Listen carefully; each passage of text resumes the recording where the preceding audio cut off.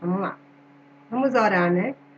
Pai, em nome de Yeshua, nós te damos graças porque o Senhor é bom, porque o Senhor é Deus conosco, porque o Senhor está conosco nos momentos bons e nos ruins, nos felizes e nos tristes.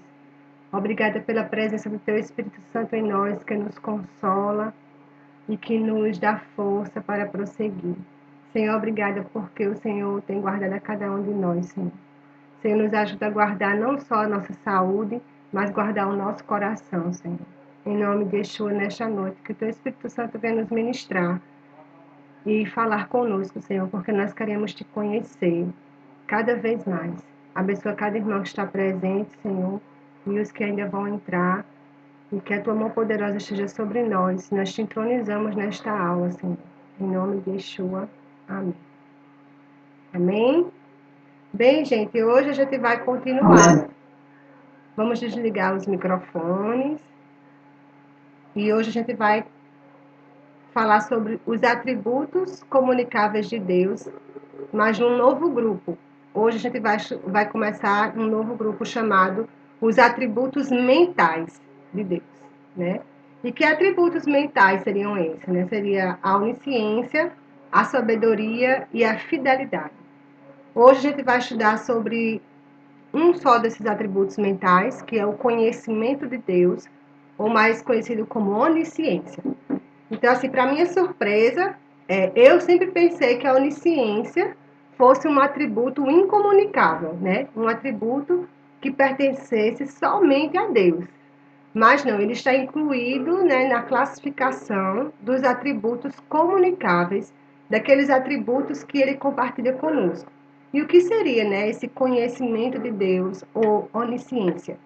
Então, o conhecimento de Deus, ele pode ser definido assim: Deus conhece plenamente a si mesmo e todas as coisas reais e possíveis num ato simples e eterno. Vou repetir. Deus conhece plenamente a si mesmo e todas as coisas reais e possíveis num ato simples e eterno. Então, essa seria a definição, né, de onisciência. Depois a gente vai destrinchar, né, essa definição para a gente entender melhor. No livro de Jó, no capítulo 37, no versículo 16, Eliú diz assim, diz que Deus é perfeito em conhecimento, né? João, ele diz que Deus conhece todas as coisas. Está lá em 1 João 3,20. Então, se Deus ele é perfeito em conhecimento e conhece todas as coisas, né? Essa é uma qualidade que ele tem, uma qualidade de tudo conhecer, né? Essa qualidade de tudo conhecer chama-se onisciência. E como Deus tudo conhece, ele é dito onisciente, ou seja, ele é aquele que tudo conhece. Então a gente vai meditar mais detalhadamente naquela definição que a gente acabou de ler, né? E o primeiro aspecto daquela definição é: Deus conhece plenamente a si mesmo. E o que isso quer dizer? É que o próprio ser divino, ele é infinito, né? Ele é ilimitado. E, logicamente, só aquele que é infinito pode conhecer plenamente a si mesmo em cada detalhe. Só Deus conhece plenamente ele mesmo, né? Ele é ele é um ser, né, que ele, por ser infinito, ele se conhece como ninguém, né? Então ele é plenamente conhecedor de si mesmo. Esse é também chamado de conhecimento simples, né? Esse conhecimento ele é chamado também de conhecimento simples. O que isso quer dizer? É um conhecimento que Deus possui de si próprio, sem que faça qualquer esforço para conhecer-se. Ou seja, às vezes a gente tem que se esforçar para a gente poder se autoanalisar e se conhecer, né? E saber quem a gente verdadeiramente é. A gente percebe isso quando a gente está lendo a palavra, né? A gente se depara com confrontações, né? Daquilo que a gente ainda não se tornou, daquilo que a gente ainda não é. Então, a gente precisa, né, de um esforço para se autoconhecer. Mas com Deus é diferente, né? Ele não precisa de nenhum esforço para se conhecer. né? E ele tem um conhecimento próprio, né? É um conhecimento próprio da divindade que o homem não possui naturalmente. Nós, né, homens, precisamos nos esforçar para vir a conhecer a nós mesmos, mas Deus não precisa observar-se como nós, né? A gente tem que se observar, a gente tem que analisar, né, os nossos pensamentos, os nossos sentimentos, o nosso caráter para poder nos conhecermos. Mas Deus, ele não precisa dessa autoobservação para se conhecer. Ele se conhece exaustivamente, não havendo qualquer progresso nesse conhecimento como resultado da observação, ou seja, não tem nada que deva ser acrescentado aí ao seu conhecimento de si mesmo. Deus não aprende, né? Deus não aprende coisas novas. Todo o conhecimento de Deus é exaustivo, né? Ele se conhece mesmo plenamente. O conhecimento de Deus é exaustivo, né? Ele não tem mais o que aprender, né? Ele não tem o que aprender, porque se ele tivesse o que aprender, ele não seria Deus. E aí a gente vê isso muito claro, né, em 1 Coríntios, no capítulo 2, do verso 10 e 11, dizendo assim: Deus, porém, revelou isso a nós por meio do Espírito. Porque o Espírito sonda todas as coisas, até mesmo as profundezas de Deus. Pois quem conhece as coisas do ser humano, a não ser o próprio espírito humano que nele está? Assim, ninguém conhece as coisas de Deus, a não ser o Espírito de Deus. Ou seja, ninguém conhece Deus como ele se conhece, né? Ninguém conhece as coisas de Deus, a não ser ele mesmo, né? O próprio Espírito de Deus que ele se conhece de forma exaustiva e plena. E aí, assim como ele conhece todas as realidades de maneira completa, somente Deus pode conhecer-se perfeita e completamente, como nenhum outro ser é capaz. É muito interessante que a gente diz Deus é luz, né? 1 João 1,5 João diz, Deus é luz e não há nele treva nenhuma, né? E isso fala do conhecimento de Deus, porque nesse contexto, luz sugere ao mesmo tempo uma pureza moral, ou seja, ele é santo, mas ao mesmo tempo sugere também um pleno conhecimento, uma plena consciência, porque iluminar, né, trazer a luz, é trazer conhecimento. Então essa luz refere-se tanto à pureza moral como pleno conhecimento de si mesmo. Então, pensando nisso, né, se não há nenhuma treva em Deus, ele é ao mesmo tempo totalmente santo e totalmente pleno de autoconhecimento. Todavia, a fim de que possamos nos conhecer de modo razoável a nós mesmos e o que Deus fez em nós, é necessário que tenhamos o Espírito de Deus. Ou seja, nenhum homem é capaz de conhecer-se a si mesmo se não for pelo Espírito Santo de Deus, né? Então, é o Espírito Santo de Deus que revela que nós somos hoje em Cristo Jesus. É quem nos revela, né, o que foi a obra da cruz, né? É o que nos revela o que Deus fez em nós, em que nós estamos nos tornando. Então, é o Espírito de Deus quem nos revela, que nos faz nos conhecermos, né, hoje como novas criaturas. E por essa razão, Paulo diz: nós não temos recebido o Espírito do mundo, e sim o Espírito que vem de Deus, para que conheçamos o que por Deus nos foi dado gratuitamente. 1 Coríntios 2,12. Ou seja, o que ele está dizendo? Que o Espírito que vem de Deus é o que está em nós, para que nós conheçamos o que por Deus nos foi dado gratuitamente. Então, assim, o atributo da onisciência, né, do conhecimento de Deus, porque ele compartilha conosco, porque ele nos dá acesso a esse conhecimento. Ele se revela a nós. Como a gente está vendo aqui, ele revela a nós, se revela a nós para que nós o conhecemos, para que nós conheçamos o seu plano, a sua obra de redenção, né? Para que nós conheçamos a sua vontade. Então, por isso que esse atributo de onisciência, ou conhecimento de Deus, é compartilhado conosco. Porque agora o Espírito Santo habitando em nós, ele vai nos revelar, né, todas essas coisas, né, que estão contidas em Deus. E aí a gente vê que o ser humano só pode conhecer-se com a ajuda de Deus, mas Deus não precisa da ajuda de ninguém para se conhecer. Então, Dentro dessa definição de onisciência, o conhecimento de Deus, a gente viu agora que Deus conhece plenamente a si mesmo. Mas tem um outro aspecto. Além de Deus conhecer plenamente a si mesmo, Deus conhece todas as coisas reais. O que isso significa, né? Significa que Deus conhece todas as coisas que existem e todas as coisas que acontecem. Nada está oculto aos olhos do Senhor. Ele conhece tudo que existe e tudo que acontece. Em Hebreus 4,13 diz assim: e não há criatura que não seja manifesta na sua presença. Não há criatura que não seja manifesta na sua presença. Pelo contrário, todas as coisas estão descobertas e expostas aos olhos daquele a quem temos de prestar contas. Esse versículo ele é muito forte, né? Porque não tem como se esconder de Deus. Não tem como a gente esconder os nossos pensamentos de Deus. Não tem como nós escondermos os pensamentos mais tenebrosos de Deus, né? Ele diz que tudo se manifesta na sua presença. Ele diz que todas as coisas estão descobertas, expostas, né, aos olhos dele, a quem devemos prestar conta, ou seja, tudo que a gente faz aqui nessa terra, tudo que a gente fala, tudo que a gente pensa, nós haveremos de prestar contas a ele. Nada está escondido, nada está oculto, tudo está exposto. A gente é que se engana e se sabota, pensando que nós podemos fazer coisas escondidas. Os homens possam ser que não vejam, mas Deus tudo vê. E aí, Deus conhecer todas as coisas reais implica que Deus também conhece o futuro. Ele conhece o meu futuro, o seu futuro.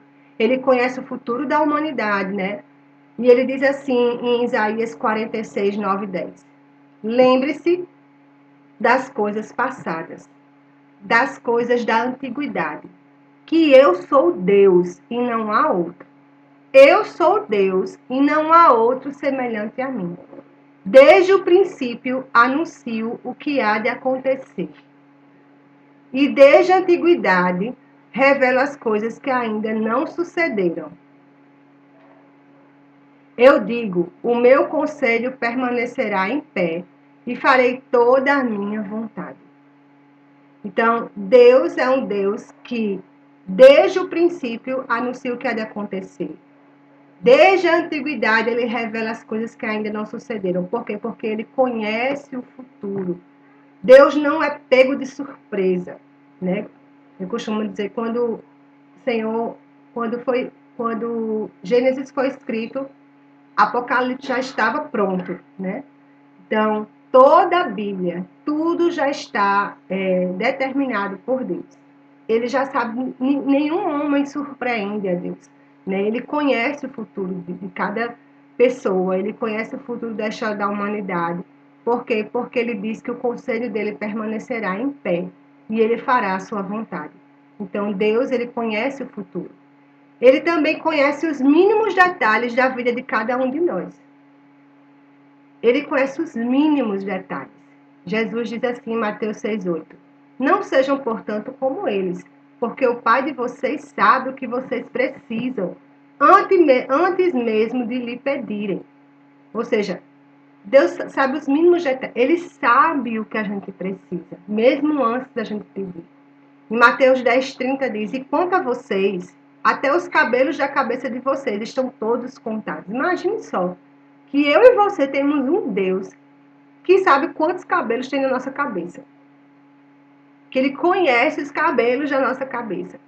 E pensar na onisciência de Deus, ela pode ser até simples pensarmos sobre isso, mas olha como é confortante, né? Porque tudo está debaixo do seu controle, do seu conhecimento, né? Deus conhece o nosso futuro, Deus tem um propósito para mim, um propósito para você, né? Deus conhece os detalhes da nossa vida, Deus conhece as nossas lágrimas, Deus conhece as nossas angústias, Deus conhece e Ele vê e Ele sabe de tudo.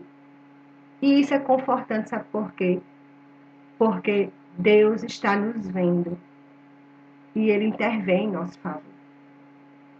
Seja na dor ou na alegria, seja na dor ou ou seja, na alegria ou na tristeza, o Senhor, Ele está conosco e Ele está vendo o que cada um de nós passamos e precisamos. Além disso, Ele conhece os nossos atos e pensamentos. E isso pode ser um pouco mais temeroso, porque se você pensa que o que você pensa lá dentro, escondidinho, e Deus não está vendo, Ele está vendo. Deus vê os pensamentos de vingança, Deus vê os pensamentos de ódio, Deus vê os pensamentos de amargura, Deus vê os pensamentos de alegria, de gratidão, Deus vê tudo. Então, no Salmo 139, 1, 2, diz assim: Senhor, tu me sondas e me conheces. Sabes quando me assento e quando me levanto.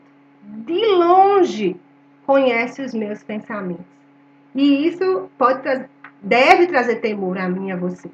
Porque nós devemos cuidar, inclusive, não só com o que fazemos, mas com o que pensamos.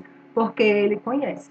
Porque conhece todas as coisas reais e tudo que acontece. Ele conhece também as palavras que diremos antes que digamos. Né? Nesse mesmo Salmo 139, no verso 4, diz assim: a palavra ainda nem chegou à minha língua, e tu, Senhor, já a conheces toda. Ou seja, Deus conhece até aquilo que a gente vai falar, aquilo que a gente ainda vai proclamar, Ele já conhece. Porque Ele é Deus, Ele é eterno. Além disso, Ele conhece todos os dias da nossa vida, mesmo antes de nascermos. No Salmo 139 ainda, no versículo 16 diz: os teus olhos viram a minha substância ainda informe, e no teu livro foram escritos todos os meus dias, cada um deles escrito e determinado, quando nenhum deles ainda existia. Aleluia! Então esse é o nosso Deus. É um Deus que conhece plenamente a si mesmo, mas também é um Deus que conhece todas as coisas reais. E é muito interessante a gente pensar sobre essas coisas, porque isso deve trazer para nós uma responsabilidade, né? E um temor de viver plenamente em santidade. Uma santidade que não está apenas nos meus atos exteriores, mas também nos meus atos interiores, nos meus pensamentos, né? Nos meus sentimentos, porque Deus está vendo todas as coisas. E um terceiro aspecto do conhecimento de Deus é que Deus conhece todas as coisas possíveis. Olha só, Deus conhece as coisas reais que estão acontecendo agora. E Deus também conhece todas as coisas possíveis que podem acontecer. O que isso quer dizer? Em algumas passagens bíblicas, Deus dá informações sobre eventos que poderiam acontecer, mas que na verdade acabaram não acontecendo. Por exemplo, quando Davi fugia de Saul, né, ele resgatou a cidade de Keila das mãos dos filisteus. E depois ficou algum tempo por lá. Ele decidiu então perguntar a Deus se Saul iria a Keila para atacá-lo. E se de fato Saul fosse atacá-lo, né, se os homens de Keila, quando vissem Saul chegando, né, o entregariam a ele, né, entregariam Davi a Saul. E isso está exatamente em 1 Samuel, no capítulo 23, do 11 ao 13, né? Quando diz assim, Davi pergunta ao Senhor: será que os moradores de Keila me entregarão nas mãos dele? Será que Saul virá mesmo, como teu servo ouviu? Ah, Senhor, Deus de Israel, revela isto a teu servo. E o Senhor lhe disse: ele virá. Então Davi perguntou: e será que os moradores de Keila me entregarão, juntamente com os meus servos, nas mãos de Saul? O Senhor respondeu: entregarão. Então Davi e os seus homens, que eram uns 600, saíram de Keila e se foram sem rumo certo. Quando foi anunciado a Saul que Davi tinha fugido de Keila, deixou de perseguir. Ou seja, Davi estava perguntando a Deus coisas que possivelmente poderiam acontecer. E Deus já sabia as coisas possíveis que poderiam acontecer se ele permanecesse em Keila, na cidade de Keila. Então, o fato de Deus conhecer todas as coisas possíveis também pode ser deduzido do seu pleno conhecimento de si mesmo. Ou seja, se ele conhece plenamente a si mesmo, ele sabe tudo aquilo que ele faz, que ele pode fazer, né? Se Deus conhece plenamente a si, conhece tudo que ele é capaz de fazer, incluindo todas as coisas possíveis. O infinito conhecimento de Deus abarca um conhecimento detalhado de como seria cada uma de outras possíveis criações. Ou seja, Deus criou o universo, Deus criou a Terra, tudo que a gente conhece hoje. Mas Deus poderia ter criado outras coisas.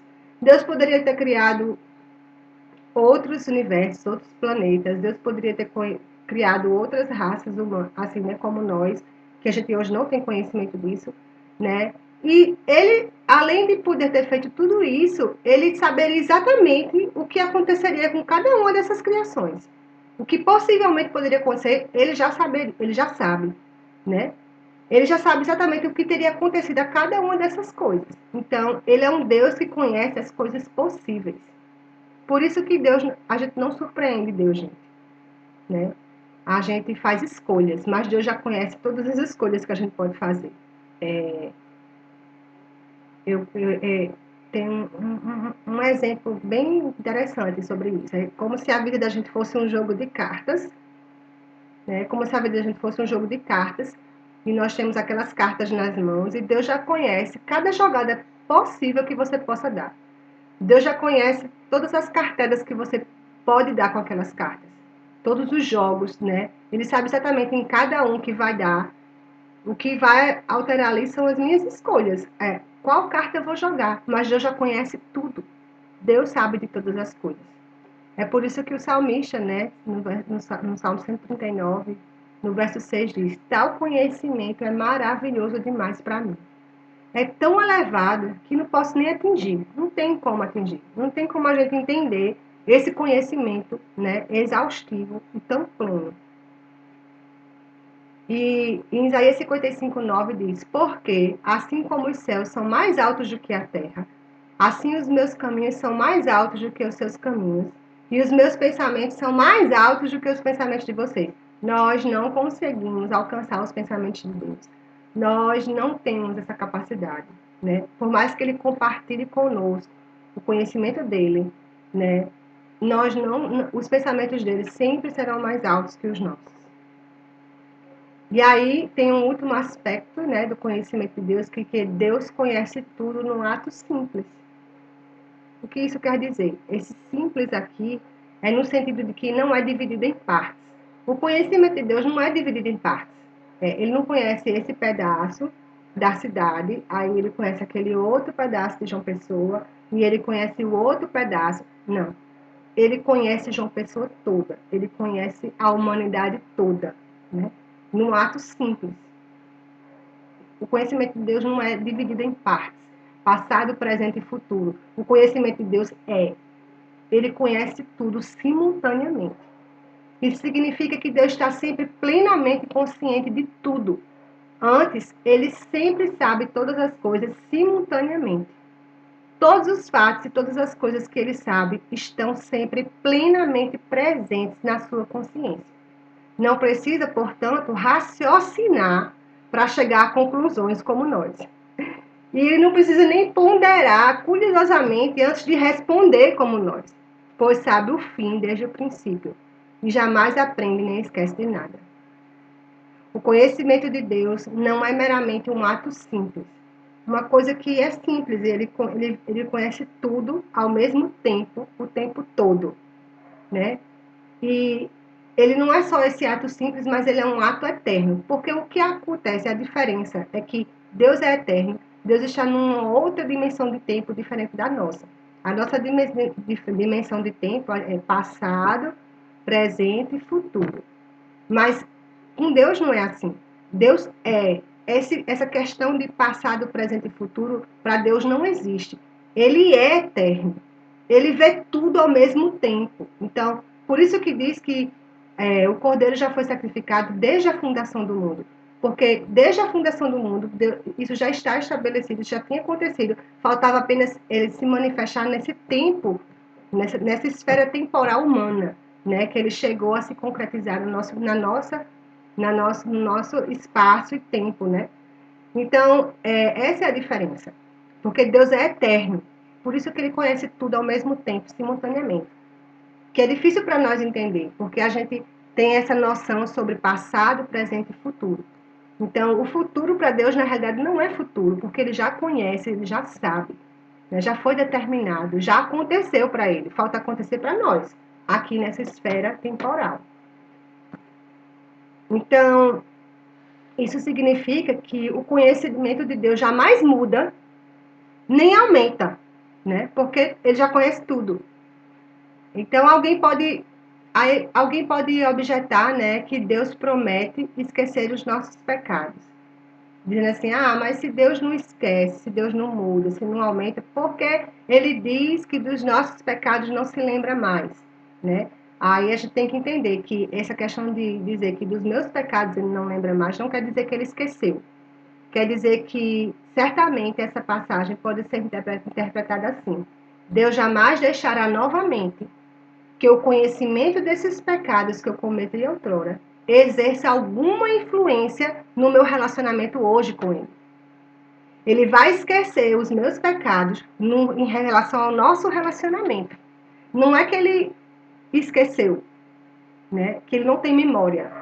É que ele decidiu que o pecado que eu cometi, que eu me arrependi, confessei, ele decidiu que esse pecado ele não vai trazer mais para o nosso relacionamento, foi deixado para trás. Entendeu? E tudo se fez junto. Então, existem outras objeções também, a questão de livre-arbítrio e outras coisas que eu não vou entrar aqui. Mas o que a gente está tentando entender que o nosso Deus, ele é pleno no conhecimento de si mesmo. Ele conhece todas as coisas reais. Ele conhece todas as coisas possíveis. E ele conhece tudo ao mesmo tempo. E o que isso traz para nós, né? Para a nossa vida diária. E no nosso relacionamento com ele. Que o conhecimento que Deus tem deveria fazer os homens tremerem. Deveria fazer eu e você tremer diante dele. A simples ideia de que Deus conhece os meus pensamentos, as nossas imaginações, né, deveria nos tornar obedientes a ele. Só pelo fato de pensar que Deus conhece tudo, sabe de tudo, isso deveria me mover a ser totalmente obediente a ele.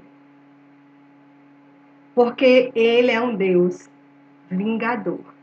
Ele é um Deus justo, né? E tudo é julgado, né, diante dele. Tudo que nós fazemos, tudo que nós falamos, tudo que nós pensamos, tudo isso ele está vendo e isso traz juízo. Então, o conhecimento que Deus possui, né, deveria nos encher de espanto e admiração. Porque ele é ilimitadamente superior. Ele é o mais sábio dos homens, né? Ele é mais sábio de todas as suas criaturas.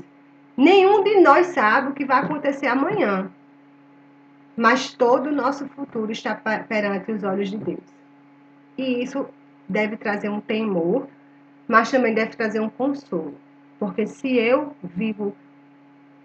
tenho uma vida de santidade, de obediência, lógico que eu peco, né? Mas eu busco uma vida de santidade, de obediência.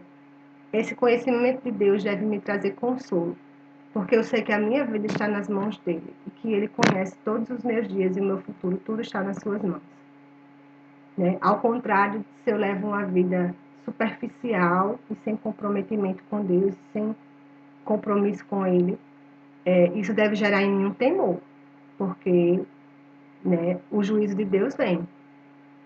Então, tudo está descoberto aos seus olhos.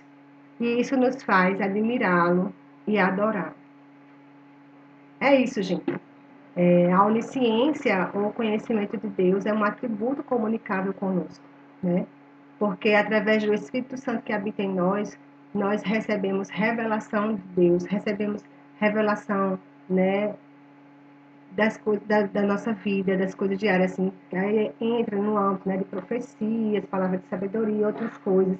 Então Deus compartilha isso conosco, né? Só que não chega aos pés de Deus, claro, né? Porque plenamente conhecedor só ele. E isso nos fala de um Deus amoroso, né? Que não tem filhos ignorantes, mas ele nos dota, né, de conhecimento, assim como ele tem conhecimento, ele é conhecimento, né? Ele compartilha isso conosco. Isso nos fala de ter um culto racional, isso nos fala de sermos transformados na nossa mente. Isso nos fala de buscar sempre uma vida de aperfeiçoamento na presença dele, porque ele se revela a nós, e não apenas isso, ele revela a sua vontade a nós, para que nós vivamos da forma que o agrada. E isso é muito amor, isso é muita graça, isso é muita misericórdia. Nosso Deus, ele é lindo e tremendo, e a cada dia que a gente passa a conhecê-lo, né, isso deve fortalecer cada vez mais a nossa fé. Então, a gente encerra por aqui e eu vou abrir o espaço para, se alguém quiser acrescentar alguma coisa ou fazer perguntas.